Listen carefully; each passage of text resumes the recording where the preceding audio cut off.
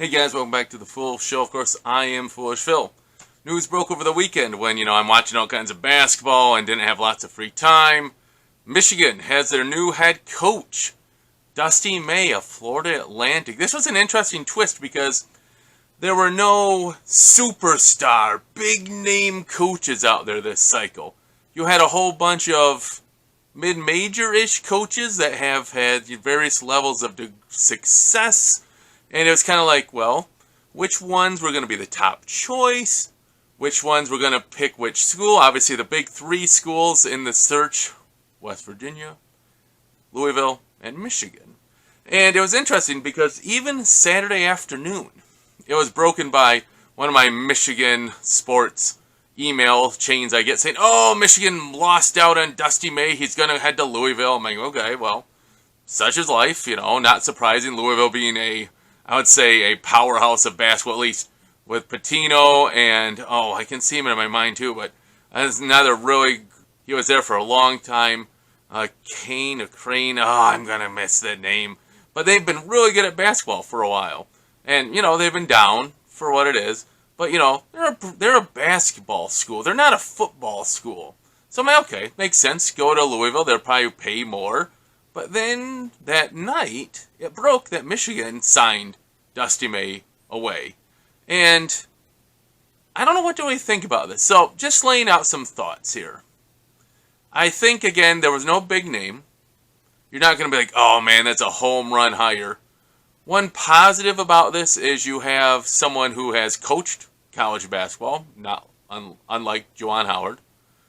And it's not Juwan Howard's fault. It was John Beilein's fault, basically, for quitting at the NBA season end line instead of this time of year. So that really made Michigan's choices terribly limited and when Beilein quit.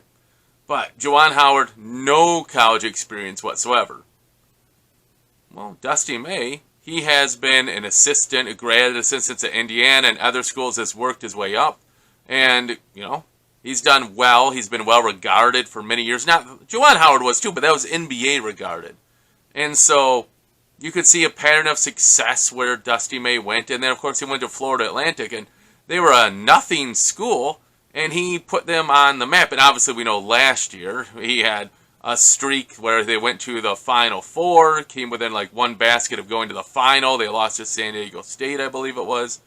And so, okay. Now, then it makes you question, is he a flash-in-the-pan guy? And I would have to say his track record is showing improvement. Every year he's been at Florida Atlantic, his record has improved until this past year. Right? I think last year they had like 4 or 5 losses. This year they had 9. But it should be known that they went from a lesser program to a bigger program. I think of the AAC, not the ACC, but AAC. And so, maybe I believe in the Sun Belt it might have been. And so they stepped up in their difficulty level. So you can see a pattern of success, right? And I think another important part is that he has not used, NIL was not a big part of FAU sports, I don't believe. And you would have to be, at that point, you have to be someone who can see talent and, I would have to say, find those diamonds in the rough. Don't get me wrong, they're great. And develop the talent. I think that's what Juwan Howard really struggled with. Because in the NBA, you're good enough. You got drafted. You can play basketball. If you need to develop stuff, you go down to the G League, right? You're like the second rounders, They go down, they develop. That's not the head coach's job or the assistant coach's job. That's like minor league's job to get them right. Juwan Howard never had that. He was just dealing with professional athletes who knew how to play the game. And you call plays, and they would run the plays well, and you would adjust, so on. So, college, you got to still develop talent. And I think the prime example why Juwan Howard kind of bombed at that is just the story of Terrence Williams. He improved his shot tremendously in the offseason, and I know I put this in other videos, but people asked him, well, what did you do to change your shot? Did the coaches help you? And he's like, no, I just did it on my own. Again, it just kind of says, what kind of staff did Howard have? Was he a developer? And I would have to say, no, I can only think of one person that really got better under him, and that would be Kobe Buffkin. He got better, right, from year 1 to 2. To be fair, it might have been, to be fair, you had a lot of Diabate and Houston and Jet Howard those guys didn't stick around for a year or two. They all went to the NBA after 1 year, and I think they all went D-League because they weren't ready for the NBA. So they're not, playing on the NBA rosters. I can't remember if Kobe Buffkin's in the D-League or if he's at the main level. But, again, Howard was going after those 4 or 5 top star guys who weren't going to stick around and work on it. You need to have that balance. I would really have loved to seen, Terrace Reed and Doug McDaniel stick around for year 3 and 4 because I don't think either of those guys were NBA guys. Now, that brings us all circle back here. Can Dusty May develop talent? We'll see. First of all, can he bring anyone from FAU with him? Right? There are 3 players that are rumored that maybe they would come along. You have Davis, Martin, and Golden, like their 3 best players, all could transfer, I believe it is, to Michigan. Grad transfer too, so you have the limitation there, the lack of issue. So that's a big plus if he could bring some talent. Another question is who are going to be the assistant coaches? That'd be an interesting thing. How many is he bringing from FAU? And then that talent. Can you develop that talent? Michigan, their roster is depleted, decimated. There wasn't a lot of depth anyways from Juwan Howard's poor recruiting. I mean, Papa Conte couldn't come. Caleb Love couldn't come. Terrence Shannon couldn't come. There's like three scholarship guys right there. I just love how Terrence Shannon at Illinois is like the star for them. Like, great. Caleb Love doing great things at Arizona. Papa Conte, I think he went down to Texas. I haven't really checked to see how he's doing. But those are 3 players that could have been on Michigan's roster, and they're not. So, there's some balance there, right? Where Juwan Howard didn't get help from Michigan, and he didn't realize Michigan has limitations, or else you wouldn't have gone after those guys. Why would you waste your time? Anyways, can Dusty May re-recruit anyone? Could he get Terrace Reed to come back? Right now, Michigan's recruiting class still has Christian Anderson, the point guard, is still recruited. He's still committed. He hasn't decommitted. I think you got 30 days from when Howard was fired. And you also have Darrell Brooks, Darrell Fat Brooks, Fat's his nickname, over here near me in Grand Rapids. And he's still staying on. So there's 2 guys who haven't decommitted yet. Maybe they'll stay, be developed. Another guy, top 50s, like 37, 20s in there maybe, of course, is Connie Roos, if I'm saying that right, I hope. He was, the gem of the class, and he decommitted.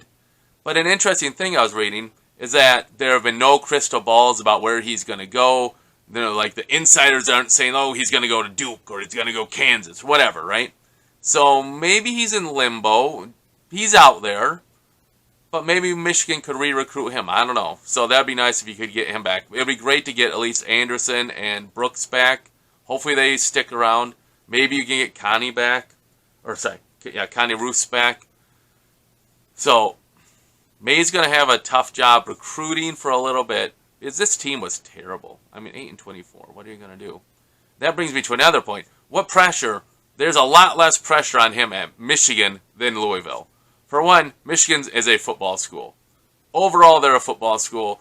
It's interesting how most of the time, though, you look at it, and a few schools can pull it off where they have good football and basketball, but not many. Alabama this year, obviously, they went to the playoffs in football, and they're in the Sweet 16, right? I think they're a 3 seed.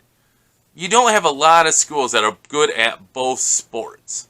And so, at Michigan football is number 1. And there's going to be not a ton of pressure on May. For one, he's inheriting a terrible roster. He has to build it back up. He has to re-recruit everyone, if anyone stays, right? So he's definitely going to be coming into year 0 here, or year 1, however you want to say it, of his 5-year contract. And there's no pressure whatsoever. I would think there'd be no pressure till year 3, right? So this whole coming year, if he goes 8-24, well, what do you expect? The roster was trash, right? So then you give him a couple recruiting cycles. See what he can recruit. See what he can start developing talent-wise. Year 3, okay. Hopefully year 4, you're seeing the progress. Hopefully you're in the running. I mean, what is the real goal of Michigan basketball? I would think it's basically make the tournament. Make March Madness. It would be great if Michigan could be going for Big Ten titles again, like the heydays of under Beilein, but I don't know if that's going to happen. You got Matt Painter over there at Purdue just dominating. You got, I think, his guard at Wisconsin doing a really good job. And so if Michigan just can get to that level of being a tournament team, that's what you want to start with. You want to build off that. And maybe you get a deeper run. All of a sudden you go Sweet 16, maybe you go Elite 8, right? Maybe you make a Final Four. And man, those Final Fours can really hold on for a long time. I mean, don't get me wrong, but I mean, you can live off those Final Fours for a really long time. All you have to do is look at East Lansing, and you can see how a coach can live off that and deflect blame. And Tom Izzo has earned it. I will grant him that. He has been at Michigan State for 26 years, I think, now, and he will not get fired. He has to decide he wants to retire. So you earn that, and he has. He has gone to lots of Final Fours. He has won national championship. You got to just start building that up where you go to get every year, you're kind of going like Sweet 16, Sweet 16. If you can do that 3-4 years in a row, you start building, okay, you know. That's what Beilein did, and Howard kind of had it, and then Howard didn't take care of it and crashed and imploded, and boom.